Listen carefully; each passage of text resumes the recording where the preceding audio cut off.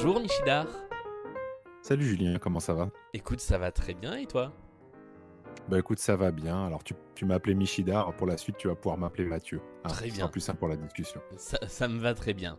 Merci de venir à la maison pour le nouvel épisode de ce podcast où l'on parle du confinement, mais pas seulement, d'un petit peu tout ce qui se passe dans nos vies en ce moment. La première question que je pose à tout le monde depuis le début de cette émission, ça commence à faire une bonne playlist. Quel est le titre que tu aurais envie d'écouter pour accompagner ce début d'entretien? J'en ai qu'un seul qui me vient en tête et je suis désolé pour toutes les personnes à qui ça va rappeler tout un tas de souvenirs, mais c'est I Got You Babe de Sonny and Cher. Que l'on entend donc sous nos voix tout doucement. Il y a une bonne raison au choix de ce titre? J'ai l'impression que chaque journée est un éternel recommencement, comme je, ce radio réveil maudit ouais, du jour de la marmotte dans Le je, jour sans fin, qui est un film me que disais j'adore d'ailleurs. bien, je me disais bien que ce serait ça. Alors, à quoi ressemblent tes journées en confinement actuellement? Alors, la situation chez moi, elle est claire, hein. Je suis le confinement au maximum, donc je reste chez moi. Mon épouse est soignante, donc elle part travailler en laboratoire d'analyse médicale tous les jours et je te prie de me croire qu'elle a pas mal de boulot en ce moment. Ouais, bah oui. Et je m'occupe du travail des enfants tout en tenant mes classes à distance puisque je suis prof d'éducation musicale en collège. Donc, je crée des vidéos, je crée des tutoriels audio pour qu'ils puissent bien s'en sortir de leur côté et j'organise des classes virtuelles parce qu'ils ont besoin de parler. Psychologiquement, pour tout le monde, c'est compliqué. Il faut imaginer que pour les collégiens, qui sont des adolescents, ils sont en train de perdre complètement leurs Ouais, repères ouais. sociaux, le collège, tout ça. Ils apprécient le collège beaucoup plus qu'ils ne l'admettent ou qu'ils ne peuvent ou veulent l'admettre.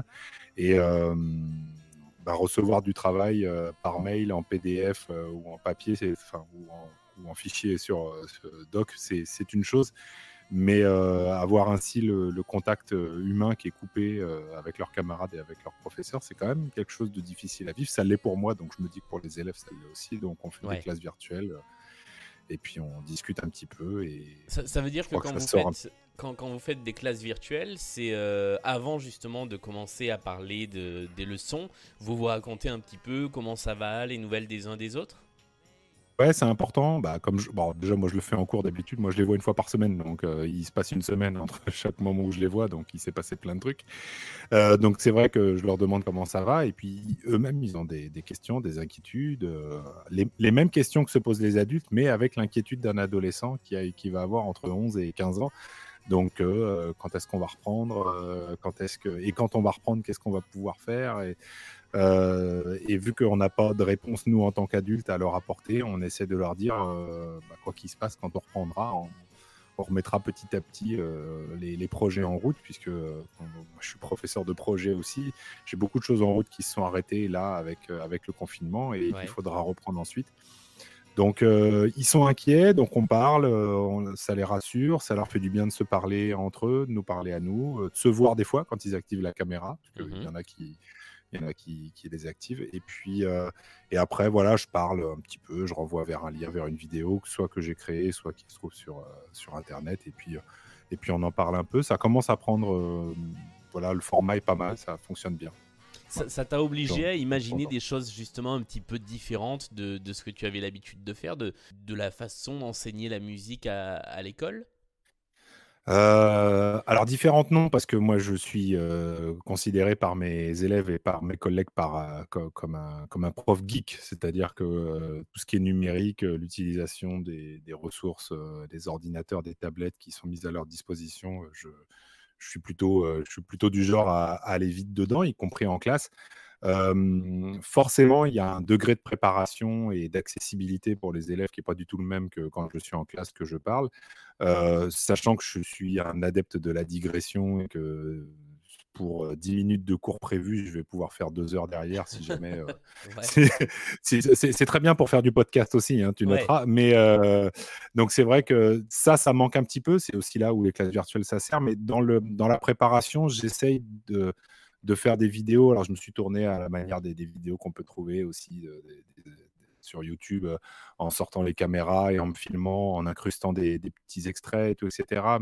Ça prend beaucoup, beaucoup, beaucoup de temps, mais essayer de garder un contact. C'est toujours moi qui est au bout de la chaîne du travail que je leur demande. Je ne vais pas juste leur envoyer un PDF en leur disant voilà, vous regardez cette vidéo, vous me renvoyez ça. Enfin, moi, ça ne me correspond pas en tant que prof au Ouais. collège. Mmh. Quand ils viennent faire un cours chez moi, normalement, c'est censé être une bulle d'air artistique et je l'espère, la plupart du temps de bonne humeur quand ils viennent dans ma salle de cours. C'est pas pour que, si je leur donne du travail dans la semaine, enfin, désolé pour l'expression, mais ils se fassent chier alors qu'ils se font Ouais. déjà chier des fois dans certains trucs, quoi.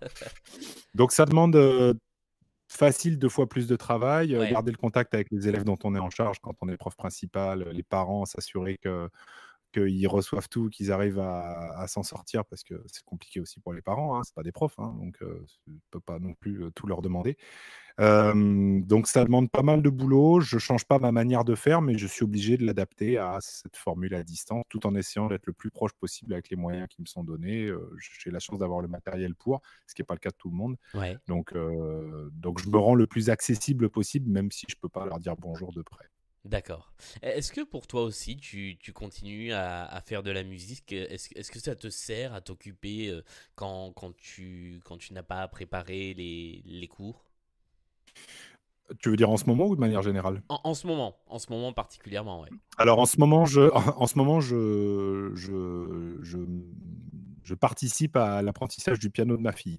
Donc je joue du piano avec elle et Ouais, j'essaie de la faire progresser en l'aidant au maximum. Donc ce que je joue et ce que je fais en musique en dehors du travail qui me prend quand même pas mal de temps en ce moment, et c'est fini aujourd'hui, je suis en vacances moi dans ma zone, donc je vais relâcher un petit peu. C'est, essentiellement de faire de la musique avec ma fille d'accord. en ce moment. Mais je vais rapidement m'y remettre. On a des projets en cours, donc j'ai toujours une oreille, sur les créations en cours, sur les projets en cours, et donc de la musique, j'en fais toujours un peu, et puis, il suffit juste de rallumer un piano ou de sortir une guitare, et puis, j'ai toujours quelques notes qui sortent par-ci par-là. Ouais. Tu nous expliquais au tout début de cette émission que ton épouse fait partie du personnel soignant. Comment ça se passe justement le fait que bah, du coup elle continue à aller travailler dehors et revient et que finalement le confinement soit pour toi mais qu'elle ne puisse pas être confinée? Et ah bah, c'est une source de stress et d'angoisse, ça l'est un petit peu moins maintenant, elle va être en congé et normalement elle devrait pouvoir les avoir là, à partir d'aujourd'hui. Mais forcément, à chaque fois qu'elle y va, et qui plus est dans le travail où elle est forcément confrontée à ce virus, même si, normalement, il y a moins de danger à être en train de faire les analyses, y compris de gens enfin, y compris d'analyses de gens qui ont le virus déclaré. Oui. Il y a moins de danger que de se faire tousser à la figure en croisant quelqu'un au supermarché. Mais c'est sûr que forcément, elle se déplace tous les jours, donc quand elle revient, elle peut techniquement revenir avec le virus, contaminé, mais comment dire? C'est le lot de tous les soignants en ce moment. C'est psychologiquement difficile parce que du coup, elle nous laisse, tous les 3 à la maison, et elle a l'impression de ne pas participer à quelque chose qui est important, forcément, qui est exceptionnel, hein. Je veux dire, là, ça l'est, hein, je pense qu'on peut Mhm. le dire. Ah bah oui. Donc voilà, le but du jeu, moi, c'est que quand elle revient, elle puisse, décompresser au maximum, écouter ce qu'elle a à dire, parce que forcément, quand on ressort, et encore, elle est pas dans un hôpital, elle voit pas les patients et tout, elle est juste dans un laboratoire de ville où c'est que du test, ça va. Mais la charge quand même est importante, et donc Ouais. elle a besoin de décharger un petit peu, de parler des dysfonctionnements, des gens qui sont pas sérieux, du nombre de personnes qu'elle voit sur la route, alors qu'elle ne devrait pas. Enfin, voilà, c'est vrai qu'il y a une grande inquiétude qui a besoin de ressortir tous les jours. Et puis nous, on peut pas faire grand-chose d'autre que de rester à la maison. Je sors une fois faire les courses, bah, un peu comme tout le monde, hein, une Ouais, fois bah par ouais. semaine, faire des Mm. faire des faire des grosses courses, et puis voilà, je me rends compte que je rentre plus dans les vêtements parce que je bouge beaucoup moins, ça craint. Ça, voilà, c'est bon, c'est comme ça. Hem, mais c'est sûr que c'est une organisation, difficile, et encore on s'est pas auto-confinés nous-mêmes. C'est-à-dire que je sais qu'il y a des personnels soignants, au contact de, enfin, les infirmiers, les aides-soignants ou les médecins qui sont en hôpital ou en clinique, eux, quasiment, ils font de la distanciation sociale avec leur famille aussi quand ils rentrent à la maison. Ah oui. J'ai des élèves, leur maman, elles ont dit, ils étaient en garde alternée, ils sont partis chez le papa pendant tout le confinement parce que la maman travaille dans un hôpital voilà. Donc nous, au moins, on n'est pas, ça va, on n'est pas trop à plaindre, on est quand même ensemble quand elle revient du travail, et on peut, débriefer ce qu'on a fait dans la journée. Alors après, ça va être tout le monde, hein, comme tout le monde. Tous ceux qui ont des enfants en ce moment, ils y passent. Voilà, il y a le travail de l'école, il y a les trucs qu'on comprend plus parce que le collège et l'école primaire, c'était il y a longtemps. Et puis voilà. Et plus les ados sont vieux, et plus c'est compliqué de les faire travailler parce que Ouais. quand ils sont au collège, ils y sont pour travailler, mais quand ils sont à la maison, il y a les bandes dessinées, il y a le dessin, il y a regarder un film possiblement, il y a les jeux vidéo, et il faut organiser tout ça. Comment est-ce que tu vois l'après, alors qui pour l'instant est plus ou moins loin? On commence à parler de déconfinement et en même temps on dit que c'est pas pour demain ni pour après-demain. Mais est-ce que déjà tu as une idée de ce à quoi ça va ressembler, de comment tu vas alors personnellement le vivre et professionnellement avec les élèves? Est-ce que vous allez vous revoir d'ici la fin de l'année ou pas? Est-ce que ça commence à se dessiner dans ta tête? Alors moi, le fait de les revoir avant la fin de l'année scolaire, j'ai de moins en moins d'espoir, hein, je te le dis. Ou alors je comprends pas très bien le principe d'un confinement et des conséquences derrière. Donc je vois pas comment ça pourrait arriver. Donc on va dire que là, dans ma tête, je commence à me préparer à ce que l'année scolaire, physiquement, je veux dire, en présence, en classe avec les élèves, soit finie, et qu'on doive maintenant organiser la rentrée. Et puis du coup, pour nous et pour tous les élèves et les personnes qui sont impliqués sur les projets qu'on mène, c'est-à-dire de créer une comédie musicale, à chaque fin d'année scolaire, là, nous, ça veut dire de reporter tout ça, tandis qu'on leur envoie ce qu'il faut pour qu'ils continuent à le travailler, mais on n'est plus là pour répéter.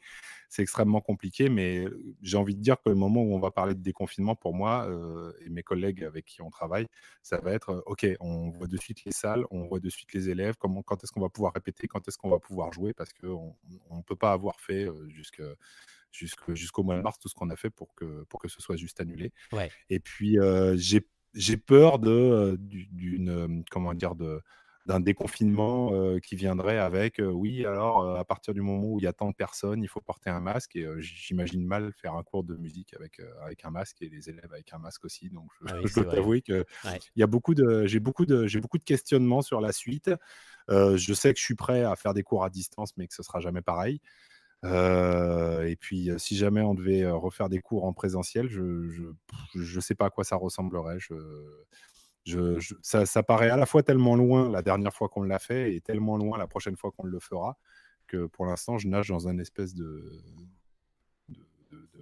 une flou. espèce de vague, de flou complètement Ouais. artistique, qui fait que, OK, quand on reprendra, il va falloir tout remettre en route, parce qu'il va falloir que ça recontinue, c'est pas possible. On va pas pouvoir mettre derrière nous tout ce qui s'est passé au début de l'année scolaire.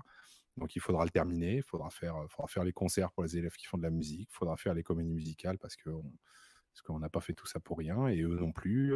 Faire revenir les gamins qui seront partis au lycée parce qu'ils seront plus en Ah oui, troisième, bah oui. se débrouiller à avoir les autorisations des lycées pour pouvoir les faire répéter une fois avant de retourner sur scène derrière, travailler probablement, en plus le week-end, voir les élèves, ceux qui auront les rôles les plus importants sur scène pour travailler. Ça va être une organisation, un petit peu différente, mais je pense qu'il faudra clore les choses qu'on avait commencées dans l'année scolaire et pas les Ouais. abandonner si on peut. Donc Alors, justement, ça m'a fait tilter que tu parles de la comédie musicale que tu prépares avec les jeunes, parce que je dois avouer un truc, c'est que je suis exactement dans le même cas, avec des mmh gens un peu plus vieux, mais on a commencé à préparer en septembre une comédie musicale, et en mars, tout s'est arrêté. On était censé jouer en juin, et finalement, on espère encore pouvoir, mais on répète un peu à distance, on se fait des exercices. Comment ça s'est passé justement quand on a un projet comme ça sur le long terme? Est-ce que tout de suite on commence à concevoir les plans B, ou est-ce qu'il y a eu un moment où on se dit, bon, bah en fait, tout tombe à plat et on a fait ça pour rien? Alors, il y a plusieurs phases. Selon l'expérience qu'on a, le nombre d'années où on le fait. Je travaille avec d'autres établissements qui font le même spectacle que nous et on travaille, en mutualisation des moyens humains.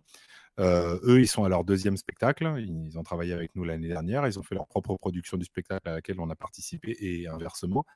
Et eux, sur une deuxième année, c'est forcément plus compliqué, d'avoir à envisager une continuité là, comme ça, sur ça. Donc, ils sont passés par différentes phases qui a été: «Mince, on va devoir annuler», jusqu'au moment où on se dit: «Non, c'est pas possible, il faut qu'on trouve une autre solution».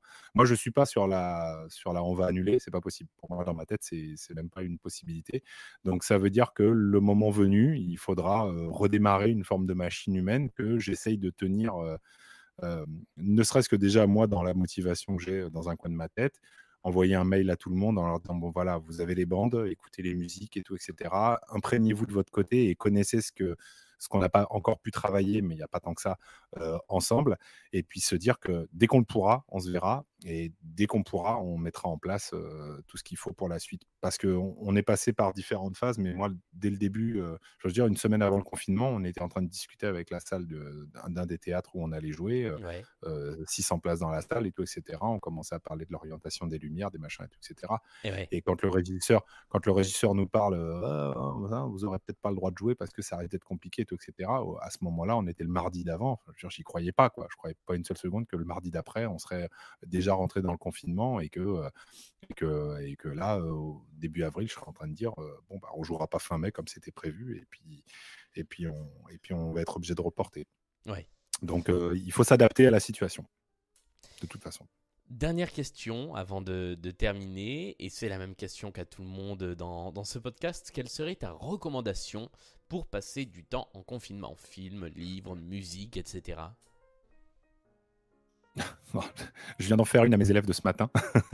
Donc, de regarder Le Jour sans fin, parce que vu qu'ils sont relativement jeunes pour certains, c'est pas un film qu'ils ont forcément vu, parce que je crois que ça va leur parler beaucoup en ce moment. Donc, si jamais vous aviez pas vu, mais je sais pas, c'est possible, hein, ça arrive, hein, si jamais vous aviez pas vu ce film Le Jour sans fin, je veux dire, c'est vraiment particulièrement à propos en ce moment. C'est un truc qu'il faut pas laisser de côté là. C'est le moment ou jamais pour le regarder, hein. C'est vrai. Eh bien, merci beaucoup, Mathieu, pour cette discussion un petit peu plus longue que d'habitude, mais il y avait plein de choses intéressantes à se dire et sur plein d'aspects. À très bientôt, à la fin du confinement, j'espère. Ah oui, en espérant à très très bientôt et ce sera avec plaisir, en espérant que ce soit pas dans trop trop longtemps. Ouais. Et puis, nous, on se retrouve dès demain pour un nouvel épisode à la maison. Salut!